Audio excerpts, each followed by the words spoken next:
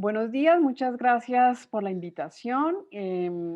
Este es un libro que tiene una muy larga historia, es producto de un trabajo de investigación que inició como en el año antes del 2005 con Juan Fernando Mejía en la Universidad Javeriana y sus alumnos, Nicolás Barguil, o un alumno mío del seminario de Gómez Dávila con Carlos Bernardo Gutiérrez en la Universidad de los Andes, Pablo Román. Posteriormente se unió Santiago Ospina y también Camilo Brigard y se amplió como esta discusión que inició como en encuentros mensuales en la Javeriana con colegas que paralelamente ya estaban trabajando también al pensador colombiano del siglo XX, porque nació y murió con el siglo XX, Nicolás Gómez Dávila, Alfredo Abad de la Universidad Tecnológica de Pereira y Efraín Giraldo de AFIT. Entonces comenzamos esta segunda etapa en donde gracias al descubrimiento con Nicolás Barguil de los cuadernos de Folkening, en donde leía y comentaba los escolios de Gómez Dávila y que estaba mal clasificado en la sala de lectura de la Biblioteca Luis Ángel Arango, ¿no? Porque aparecía catalogado como una obra de Nicolás Gómez Dávila. Entonces comenzamos a ver allí como esos fantásticos comentarios de Folkening y entonces decidimos junto con Efren y junto con Alfredo de más bien darle un vuelco y hablar de esos géneros, ¿no? Porque aquí hay un problema también de género, es un problema pues de sociología de la literatura, como dice muy bien Efren, em, de ver por un lado en qué consisten las notas, los escolios, los fragmentos, los comentarios, cómo dialogan entre sí. Y hicimos un trabajo también de fijación de texto, de ecdótica, que nos ha llevado un largo periodo.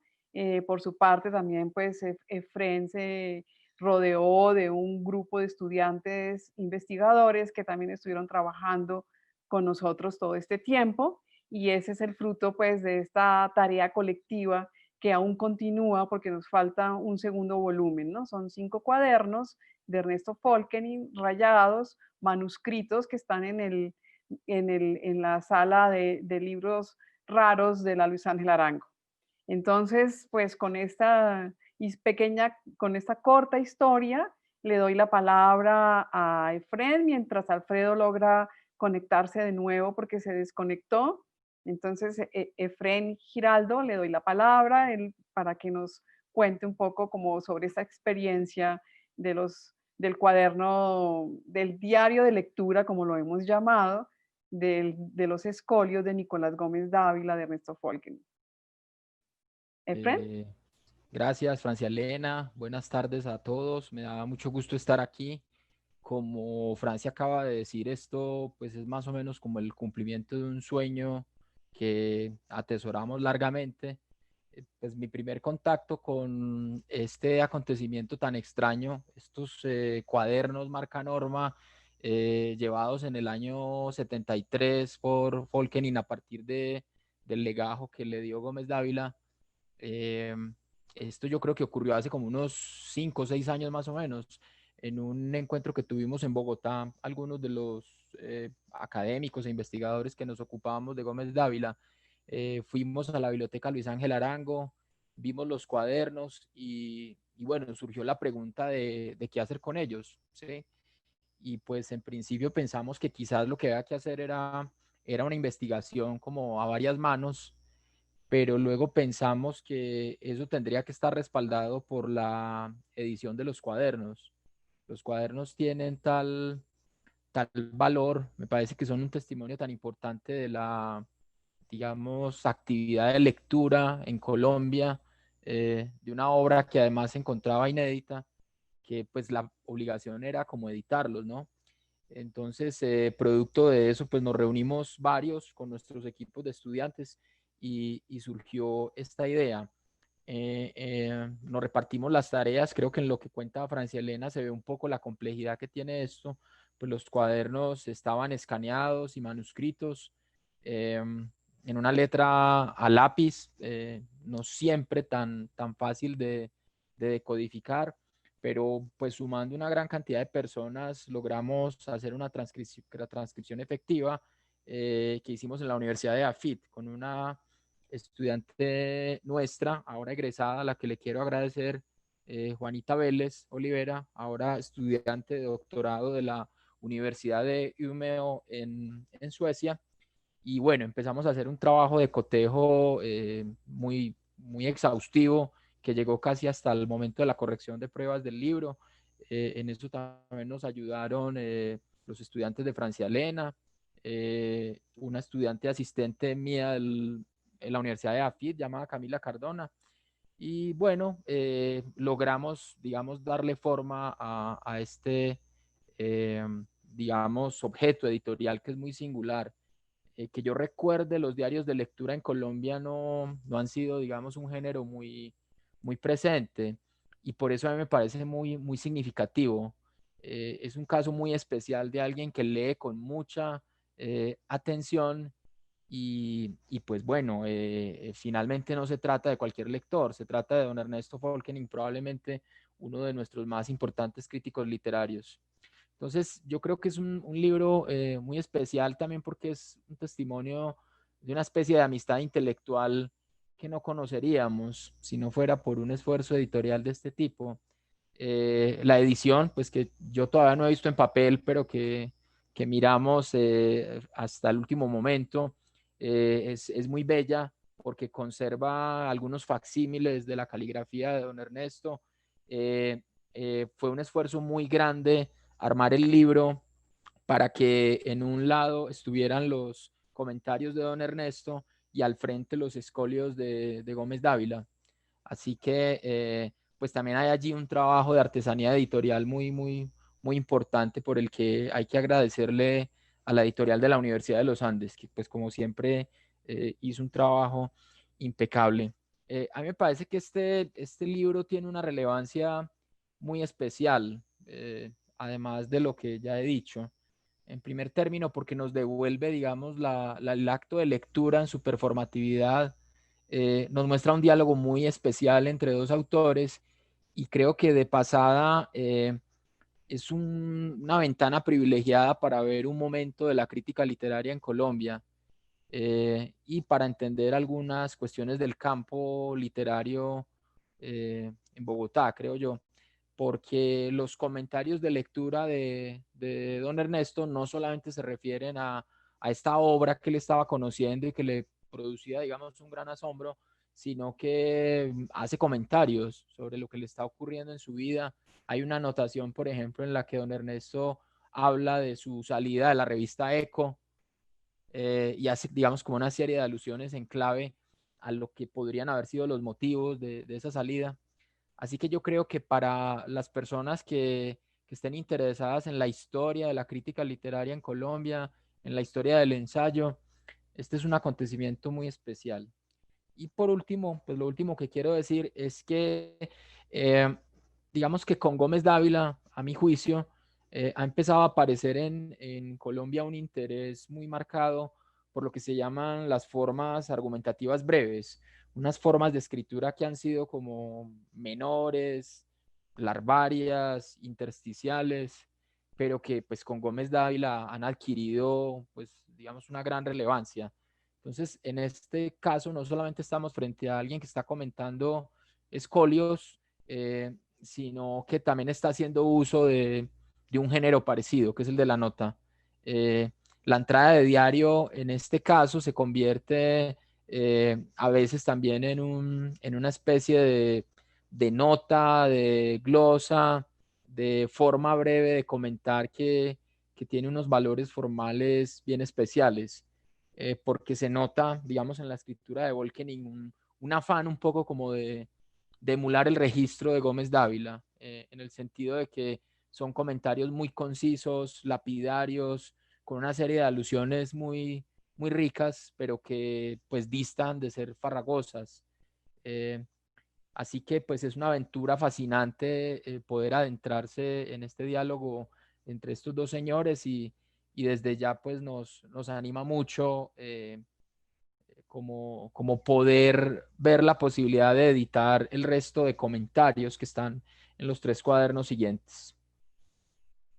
Bueno, Alfredo parece que no pudo reconectarse. Él hace, como filósofo, hace una reflexión filosófica sobre el fragmento, sobre el pensamiento de Gómez Dávila, sobre lo que implica pues el escolio, el texto implícito como la vida misma. Pero a mí me gustaría preguntarle a Efrén, dado que él también publicó en Ediciones Uniandes un libro llamado El ensayo como esbozo, sobre cuál sería la particularidad, Efrén, entre ese comentario de un gran lector como es Folkening, ¿no? Y de hecho Folkening es menos conocido que Gómez Dávila.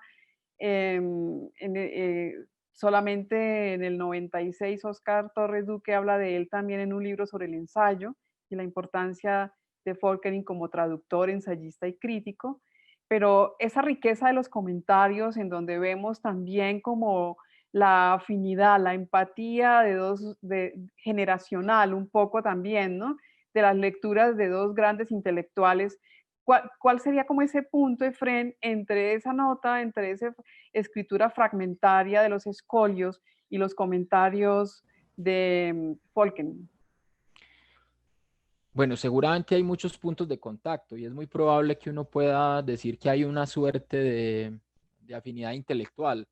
Yo creo que en general los dos podrían compartir lo que uno podría llamar una suerte de perplejidad frente a todo el gran legado literario y cultural europeo. Me parece que esa idea de que hay un eclipse de una sociedad, de un mundo, está muy presente en los dos. Creo que una de las compilaciones de los ensayos de don Ernesto Folkening se llama precisamente Atardecer Europeo, ¿no? Entonces creo que en esa visión un poco crepuscular de la cultura europea y de la modernidad, yo creería que hay una afinidad, digamos, secreta, es lo que uno encuentra en los comentarios. Pero creo que tal vez lo que tú preguntas, Francia Elena, tiene que ver con una cosa, digamos, más general, y es un poco esa idea de Oscar Wilde, creería yo, y de otros ensayistas y escritores, de ver en la crítica literaria una forma literaria en sí. Es decir, yo creo que los comentarios de don Ernesto, al igual que ocurre en los ensayos de tan buenos escritores y autores y autoras que han comentado obras literarias, es que tienen una autonomía. Los comentarios de Volkening están subordinados evidentemente al comentario de la obra de Gómez Dávila, es decir, son subsidiarios, son formas derivativas de los escolios que están en la otra página. Volkening los escribía en una de las hojas y en la hoja opuesta escribía sus comentarios, pero tienen un grado de esmero tal, tienen un cuidado formal que yo creería que los pone un poco en una dimensión parecida. ¿Sí? El estilo de Volkening en este caso se vuelve aforístico, se vuelve lapidario, las referencias intertextuales, ahora que estaban hablando del tema en el caso de Juan Gabriel Vázquez, pues se vuelven fundamentales en este caso. Evidentemente, Ernesto Volkening era un lector muy culto, pues estaba muy informado, digamos, de lo que ocurría en todo el acontecer literario y también de la, digamos, posibilidad de leer los clásicos, pero también era consciente de que su texto tenía, digamos, algún grado de coherencia. De todas formas, esta idea del diario de lectura no es nueva en Volkening. Precisamente el año pasado, Uniandes, en asocio con la Universidad Nacional y la Universidad de AFIC, en la colección Relecturas, publicó Los Paseos de Lodovico, que es probablemente uno de los más bellos diarios que se han escrito en la literatura colombiana. Y ese libro, digamos, hace una cosa que es muy especial y que yo creo que funciona un poco también en este caso, y es esa conexión entre la lectura, la escritura y la vida. ¿Sí? El diario de lectura, al igual que el diario del escritor, introducen una cosa muy interesante, y es que las actividades de escribir y leer pues se integran con la cotidianidad. Ahora, pues no deja de ser llamativo que Volkening hubiera elegido la nota y el diario y no el ensayo largo. Pues él es un gran ensayista fue un gran comentarista de obras y autores, pero en este caso elige una forma fragmentaria también. Entonces yo creo que habría una conexión formal de ese tipo y yo pensaría que los comentarios de Volkening pues están tan bien escritos que él muy probablemente estaba pensando en una posibilidad de publicación. O sea, cuando uno lee los cuadernos a uno le cuesta creer que eso no tuviera alguna voluntad de permanencia. Entonces como que editarlos es un poco descubrir esa voluntad. En Volkening, que pues hasta donde sabemos escribió los cuadernos pues solamente para que el autor que le dio la obra que le iba a comentar los leyera. Entonces es una cosa como muy bonita también de abrir un espacio privado de comentario de texto a una dimensión pública, pues casi 50 años después, ¿no? Sí, es una actitud absolutamente generosa la del lector, ¿no? De hecho, porque los escolios mismos y la obra fragmentaria misma, como yo he dicho en otras ocasiones, es la obra de un lector más que de un escritor, a pesar de que haya una voluntad de estilo. Y en el caso de Folkening vemos que él recibe, además porque ahí comienza un trabajo crítico importante, por eso es la investigación que está en curso y esta publicación en coedición con EAFIT, de cómo, porque en el año 73 recibe Folkening los, los mecanoescritos que le regala Gómez Dávila de sus escolios, y es en el año 77 que Colcultura publica los dos primeros tomos de los escolios, y los publica siguiendo tres mecanoescritos del año 76. Entonces aquí comienza toda la aventura crítica porque tenemos dos fuentes distintas, unos mecanoescritos que se perdieron del año 73 y que solamente permanecen porque la generosidad del lector, que era Folkening, le devuelve a su autor Gómez Dávila los escolios que él eligió y comentó en estos 5 cuadernos rayados de los que estamos hablando.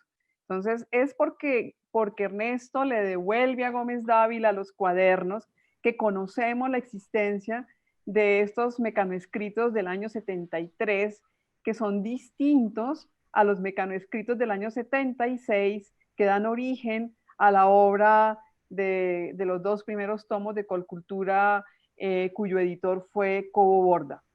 Entonces, esa comparación es muy importante para el estudioso, para el crítico literario, porque van a ver allí una cantidad de variables y sobre todo también, como decía Hoyos, el filósofo, un pensador en español, es decir, cómo cambia esa forma, cómo se le da vueltas a esa frase, ¿no? De qué manera el aforismo termina aplicando pues un estilo antitético en donde hay una generalidad y una reducción en el seno mismo de una frase.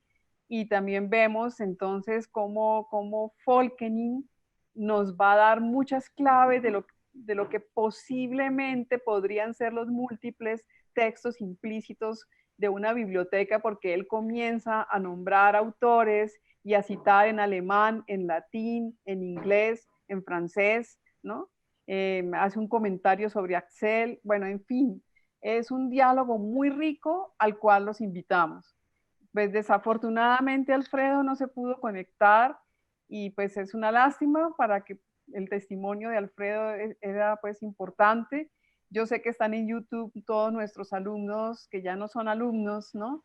Efren, investigadores escuchándonos, seguramente ellos también participarán ahora cuando abran el micrófono. Ahí está Santiago, está también Pablo, no sé si estará Camilo, pero pues Juan Fernando, nuestro colega, en fin, pues bienvenida a todos, una bienvenida a todos y una invitación cordial a la lectura de este libro que circula ya de manera virtual mientras las imprentas abren sus puertas y podamos tenerlo en papel.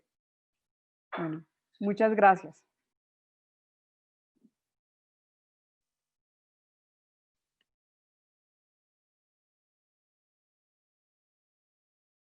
Bueno, hola. Cerrando, digamos, la presentación de estos dos libros, primero quería agradecerles tanto a Marisela como a Efraín como a Francia, bueno, a María Victoria también, por esta presentación. Y tenemos en cuenta que como es muy interesante ver cómo funciona de cierta manera estos dos lanzamientos, porque son dos lanzamientos que están también pensando una literatura, una filosofía, unos escritos que todo el tiempo están repensando la historia de Colombia y que están repensando ciertos conceptos que funcionan dentro de las academias. Así que no me parece casualidad el hecho de que estos dos libros se estén presentando en este momento, porque es la reevaluación y es el remirar lo que se está produciendo dentro de nuestro país y cómo dentro de este país también hay una serie de dinámicas particulares que conllevan una producción y, y un repensar, de cierta manera, qué es lo que está ocurriendo tanto en la literatura como en la escritura y en el ensayo académico. Hay algo que, en los textos académicos colombianos, y hay algo que me parece muy importante recalcar y que quisiera hacer la pregunta tanto a Marisela como a Francia o a Efren, y es cómo estos pensamientos están encajándose, cómo están dinamizándose dentro de unas publicaciones académicas, es decir, cuál es la importancia de estos textos no solamente para la academia misma, sino cómo la academia se está convirtiendo en ese lugar para repensar de alguna forma todo lo que se viene produciendo dentro de Colombia. Es decir, la academia como institución activa de pensamiento y de crítica y de dinamización del pensamiento colombiano mismo. No sé, quisiera, Marisela podría empezar a... Bueno, muchas gracias, Rodrigo. Venimos de un proceso de paz, ¿cierto? Que va parte de episodios de violencia. Entonces, en el ámbito académico, nosotros, ¿qué hacemos con eso? ¿Cierto? La reconstrucción, bien lo mencionábamos, de memoria histórica, ver qué aprendemos de allí para no cometer los mismos errores. Les decía también que, pues, heredamos esa historia, ¿no? Somos de pronto esas herencias que no queremos muchos, pero pues tampoco se trata de abolirlas. Entonces, ¿qué hacer con toda esa información? ¿Qué reflexiones podemos hacer con nuestros estudiantes? Y justamente como formar, fortalecer todos estos procesos de paz en el ámbito académico y en la sociedad como tal, básicamente. Bueno, aprovechando que se pudo conectar Alfredo, no sé si aprovecho la pregunta también para darle la palabra a Alfredo frente a lo que ha sucedido con el libro de los escolios, y quería preguntar, tenemos 10 minutitos, pero quería preguntar la importancia de este libro dentro de un ámbito académico, por un lado, pero también de la edición académica en particular. Sí, pues muchas gracias de nuevo por la oportunidad de presentar este libro. Me parece que la importancia es bastante significativa por varias razones. Una de ellas tiene que ver con el hecho de que este diario de la lectura de los escolios de Volkening tiene primero una importancia en el sentido de renovar una clase de escritura que a veces no parece, o mejor, parece totalmente alejada de los ámbitos académicos, y eso en cierto aspecto me parece un poco problemático, porque desafortunadamente dentro de la academia se ha venido casi que consolidando una sistematización de la escritura que deja por un lado muchos otros géneros. Y el rescate que hace este autor, Volkening, al comentar los escolios, es bastante significativo. Recupera un género literario que es bastante antiguo, como es el hecho de comentar, de glosar, de escoliar los textos, haciéndolo de una manera supremamente profunda, amplia, y creo que esa clase de escritura tiene un valor en ese sentido, que desafortunadamente, repito, es olvidada en muchos casos dentro de la academia. La importancia también tiene que ver con el hecho de que este quizás es el primer comentario general de la obra de Gómez Dávila, y creo que también es significativo el hecho de que se haya hecho en 1973, cuando pues los escolios aún no habían sido publicados, y por lo tanto se trata de una lectura de la primera lectura que se hizo de Gómez Dávila y también de los primeros comentarios, y hay que tener en cuenta también la faceta de crítico que tiene Volkening, que creo que eh, da cuenta de cómo él hace una interpretación de Gómez Dávila y a pesar de que en ese entonces, pues Gómez Dávila efectivamente era un autor supremamente desconocido, supo dar cuenta en este diario de lectura de los aspectos principales que se dan en los escolios a un texto implícito. Entonces yo creo que esos dos aspectos consolidan la pertinencia de la publicación de este libro, que creo que abre también el espectro para que en la academia se logre establecer una mirada también un poco más amplia y no tan cerrada como a veces desafortunadamente se logra especificar. Francia quería agregar algo, ¿no es cierto? Sí, una cosa muy corta, que en la ecdótica uno aprende, en la crítica textual, en las ediciones críticas, cuando hace ediciones críticas, aprende que no hay que hacerle mucho caso siempre a los autores, ¿no? A veces ellos quieren cosas que no se cumplen o bueno, y este es un caso, porque Gómez Dávila tiene un escolio que dice que la crítica literaria nace en la prensa y muere en las universidades. Pues nuestro querido Gómez Dávila tendrá que pedir disculpas por ese escolio, porque justamente en las universidades es donde está siendo valorada su obra en este momento y ese era el apunte que quería hacer. No sé si Efraín quiere agregar algo. No, que a mí me parece bien interesante la idea de que el trabajo editorial sea realmente objeto de validación académica.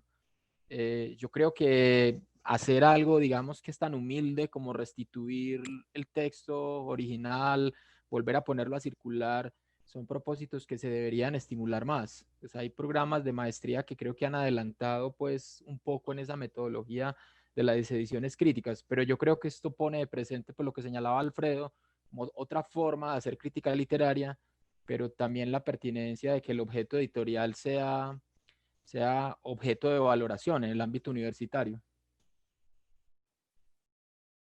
Bien, bueno, creo que ya estamos llegando al filo de nuestro cierre de la presentación, así que, bueno, quería agradecerles a todas las personas que estuvieron, a Marisela, a Efren, a Alfredo, a Francia. No sé si tanto Marisela como Francia, Alfredo o Efren quisieran cerrar con alguna invitación especial corta para acercarse a estos libros que están saliendo, acercarse a la edición universitaria y acercarse a toda esta producción que se está haciendo, producción intelectual que se está realizando en estos días en las universidades y que me parece sumamente importante y nuclear dentro del desarrollo del pensamiento literario, en particular en este caso de las universidades. No sé si quieran hacer un cierre entonces.